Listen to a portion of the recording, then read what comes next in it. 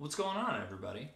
I'm Guy. This is Idlewave, and here are the top 5 Idlewave songs of 2023, according to Spotify. The most streamed song was Thanks I Hate It. Coincidentally, the most annoying song I've ever written, but you ranked it up to give it all these streams, so big pat on the back for yourselves. I love Thanks I Hate It. I think, all kidding aside, it's very important to me because it was a fundamental step for me in music production.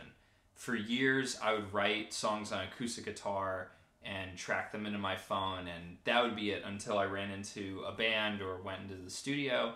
But it occurred to me in like 2021 that I could start recording in GarageBand on my iPhone. And Thanks I Hate It ended up being one of the first demos that I did.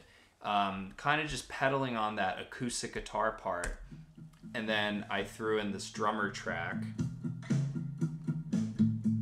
Kind of a similar vibe to the actual song. Thanks I hate it.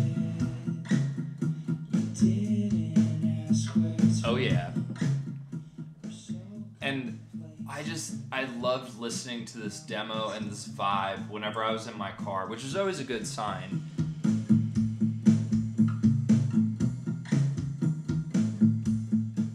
If you're ever writing a bunch of songs and there's just one you can't stop listening to, even the demo or the scratch recording, that one you have to finish and you have to record, because if you think it's an amazing song, other people will also think it's an amazing song, which is a lesson that I've learned of just, you're obsessed with an idea, and by that circumstance, that will also live through someone else. Number 2 on the list is the song When I'm Feeling Down, which, again, it's not my favorite song to just throw on if I'm in the mood for listening to Idlewave, aka myself, but it is dancey and it is catchy, and I'm super fond of the fact that I was in a bunch of pop-punk bands and writing pop-punk music, and then got down this rabbit hole of trying to Tame Impala direction for something, and it wasn't a complete mess.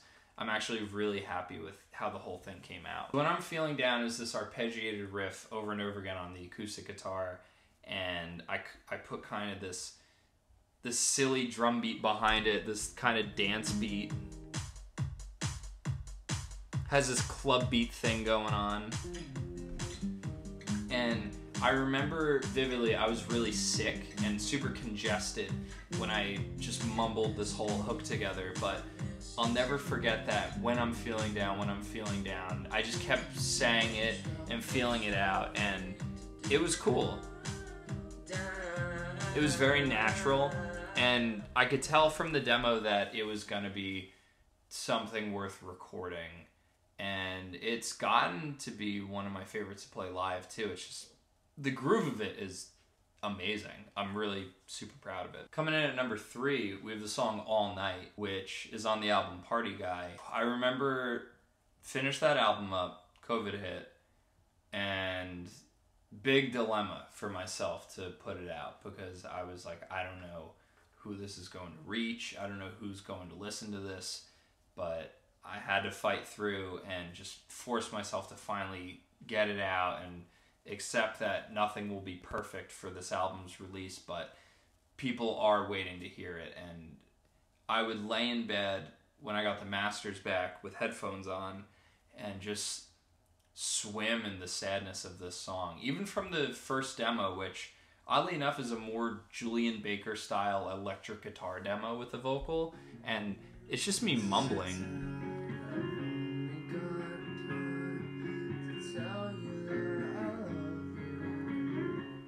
I remember being on the road and listening to this demo and just kind of feeling like I got these emotions pouring through me, those like chills, and I'm just rambling incoherently, but I love the way the guitar sounded and that range for my voice and that soft, sweet spot.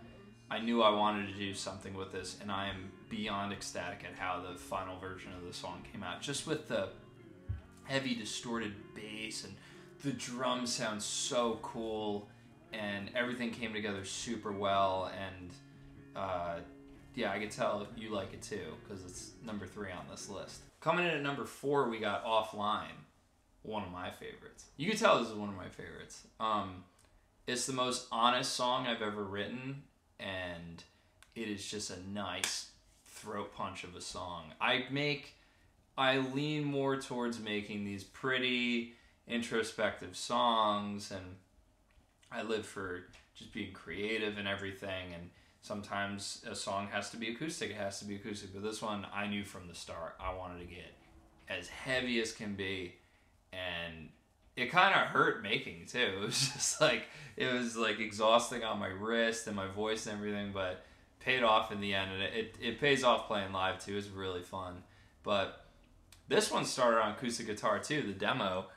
I didn't have the plug-in to connect my phone to an electric guitar to record for GarageBand, so I was just kind of rocking this acoustic guitar. And this guy Logan,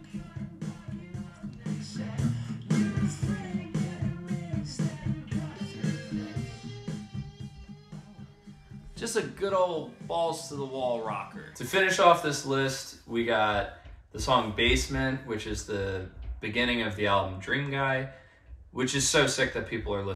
Again, I was making music just to make music because touring wasn't an option and had no idea what to do. The demo also on an electric guitar, which I want to do a little bit more this year. Song sonically, what I'm trying to say, feeling-wise, emotionally, about the good and bad parts about playing music and writing music and just kind of committing your whole life to it. But those are the top 5 Idle Wave songs of 2023.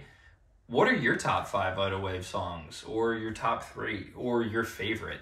Let me know in the comments. I am super ecstatic that people are checking the channel out and sharing the music, and this is really cool. I'm kind of working on new music, but I also really love seeing that the songs that I've been putting out over the last couple years, people are digging.